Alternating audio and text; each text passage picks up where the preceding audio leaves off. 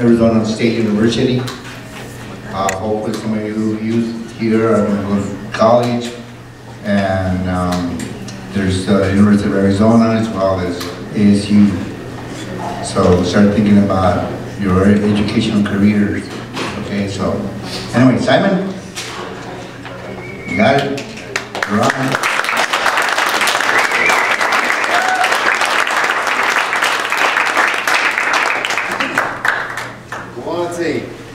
Great, Noah. How are you? Is everybody well? Yes, thank you. Good. Noah, você still because that is what we all wish, to be well and to be positive. And it's important that we gather like now to share with one another, to speak and to listen and learn from each other. Like like Mr. Matu said, I'm a professor at Arizona State University, and I teach indigenous literature or indigenous knowledge. Because literature is really knowledge. It is what we speak within our family, within our homes, within our community. We speak knowledge and we use knowledge. Of course, sometimes we call it different words, you know, like literature or poetry or fiction. I'm a writer who writes poetry, and I'm a writer who writes fiction or stories. And I'm also someone who writes children's literature. Children's, of course, we usually think that they're little, they're small, and they're younger, which is of course true. But children's literature has always been children's knowledge, because it's the way that we see when we are little, when we are learning language, and we speak in the way that children learning to speak. I'm a grandfather of 9 grandchildren, and they range from 3 months all the way to 21 years old. Some of the 21-year-old is a university graduate. She graduated last year, and she's going to medical school this coming year. But last year was last spring, actually, when she finished her degree at ASU. And she's getting ready now to go on to become a doctor by going to medical school. Well, for myself, you know, I did go to regular, here in the United States, to the regular elementary or grade school, but on a reservation at Aaco. Aaco is how you say Acoma Pueblo in English, or it sounds English, but Aaco is the native way to say Acoma Pueblo. Acoma probably comes from a word that the Spanish, who were the first Europeans to come to New Mexico, and what is now New Mexico, or Nuevo Mexico. When the Spanish came from Mexico, and before that from Spain, and they came into the Caribbean, as you know, was Christopher Columbus, who was supposedly the first European in the Americas, and then eventually to Mexico. And then from there northward, and then to the south, and everywhere. So when they came to New Mexico and Acoma, it was, yes, a long time ago. In 1539, 1540 was when Francisco Coronado discovered or came to meet the people of Aaco. And so things began to, of course, be somewhat different. For example, my name is Ortiz. Ortiz is not an Acoma word. It's not an Acoma name. It was a name that was given to people who were not Spanish at all. But because the Spaniards were very much a colonial minded, in other words, they were conquistadors. They were out to conquer others. And at that time, the others were indigenous peoples of Acoma, of Await, of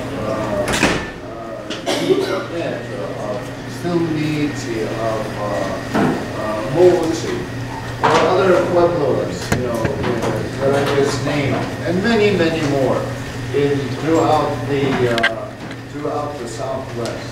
Well, some of them received Spanish names, like I did, because of the church religion, that is Christianity. And the Christianity was, of course, the Catholic Church. The priests were brought with the conquistadors, and they began to convert the people into a different or a new religion. Convert is maybe somewhat misleading because it wasn't really conversion. It was really, you were forced to become Catholic. You were forced to become Christian. You were forced to learn a different way. And one of those ways was your names were changed. So my name, many years later, became Simon Ortiz. Whoever the first person in my ancestry, that is, my grandfather, way back, way back in the past, he got the name Ortiz. Simply the name that was given to him by the church, the mission church person, when the people were converted. Converted means, of course, changed. Changed from your name, which was in my name in the Acoma language is Hitruti, M-A-S, that is my name, Hitruti.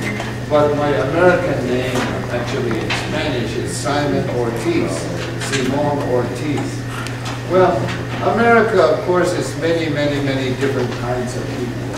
And today, we are part of a multi-ethnic community. I have, as I said, 9 grandchildren, and there are mixes with other racial communities, other ethnic communities. You know. Like one of my granddaughters is named Monique, and she's 15 years old. And she's part Hispanic, she's part Chicana, and she is Acoma, and then her mother is part white. So she's a whole rainbow of nations right there. You know, red, white, and blue included. Brown and white, but she's going to school in Albuquerque, and she's a pretty smart kid. And then I have others who are like me, who knows, maybe mixed, but as far as I know, you know, I am only of the of the Acoma people. Well, as a writer, I write about these things, the history of the people. I write about what kind of experiences that I have had, which is experiences personally, but which is always a part of the experience of the people. We are never alone.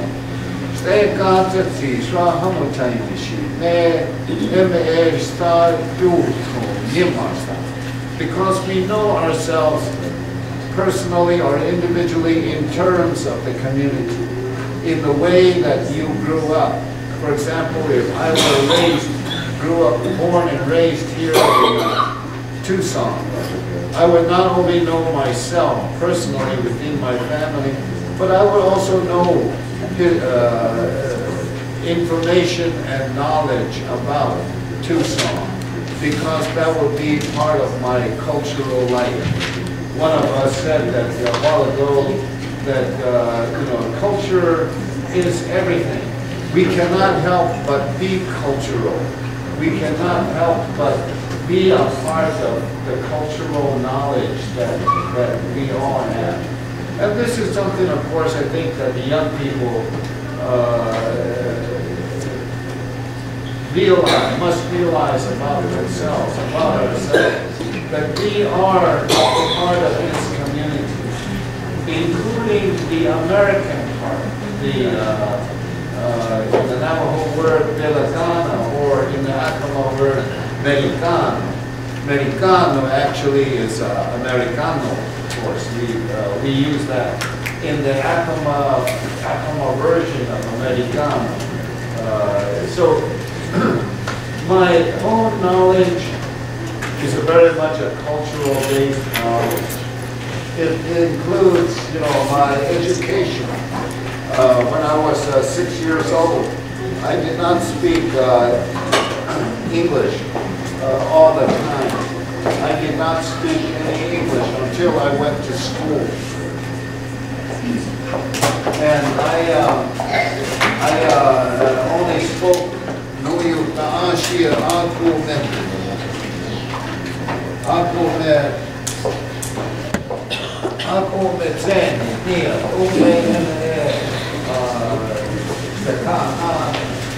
Acoma language was my only speech at that time, 6 years old. But when I enrolled in school, McCarty's Day School, it was a federal Indian school, because the Bureau of Indian Affairs, through the Congress of the United States government, in other words, provided the education. And of course, the education was all Americanized. It was all in the English language. The teachers who were teaching at the school at McCarty's, by the way, McCarty's is an Irish word, but our own village area was called Diitiyama. Diitiyama is the original name of the place where I grew up. People still know it as Diitiyama in the Acoma language. When I was learning English, it was mostly through school, although my parents knew English and my father spoke Spanish. Because a lot of the indigenous people, the native Pueblo people, spoke Spanish because that was their second language. When the Spanish came, they learned it from the Spanish, and so the people began to use the Spanish language. Not everybody, but a good deal of the people. Like my father, he spoke Spanish, and he spoke English, and he spoke Zuni, and he spoke some Navajo. He could have spoke other languages, I don't know. But those were the languages, 4 or 5 languages that I knew he spoke.